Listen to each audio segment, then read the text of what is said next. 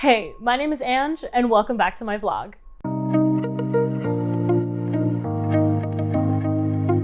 This video, I'm going to talk about my experience living off campus, but kind of on campus at the same time. Currently, I'm living in a 2-bedroom, 1-bathroom condo in downtown Toronto, but it's not classified as residence.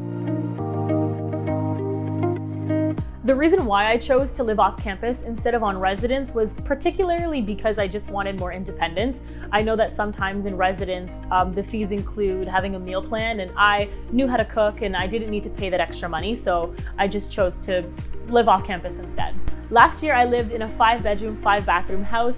I loved the experience of living with different individuals, but I just wanted more space to myself, so I moved out of that place and now I'm living here.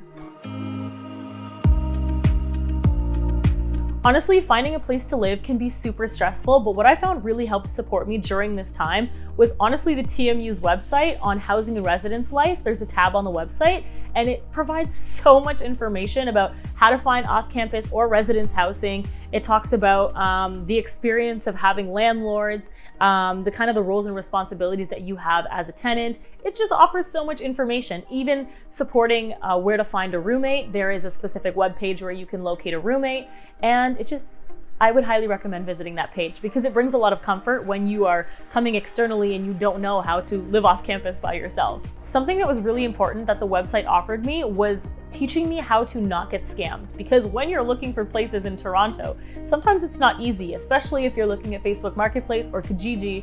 People can really be trying to trick you out there. So do your research beforehand.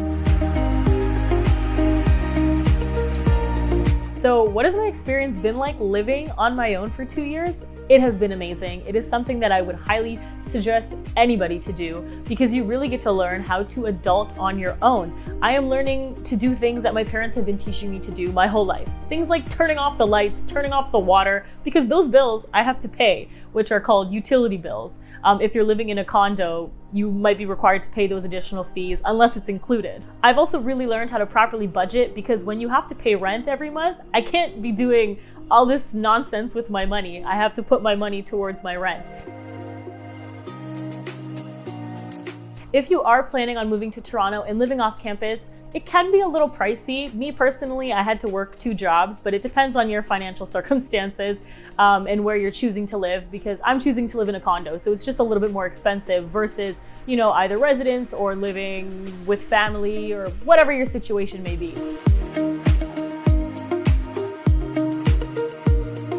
Overall, living off campus has been a great experience. It's so nice being conveniently close to my school, to, you know, the Eaton Center Mall, to restaurants, to the subway station. And, you know, you get to walk all over the place, and that's great exercise as well. And honestly, you're living in downtown, so the diversity here is amazing. I would highly recommend off-campus housing to anybody that's looking for it. I hope my experience can maybe give some insight to help you find a place to live after you apply to TMU. That's all I have for you today. Make sure to check out our social media channels on Instagram and TikTok at ChooseTMU, and I'll see you in the next video. Bye.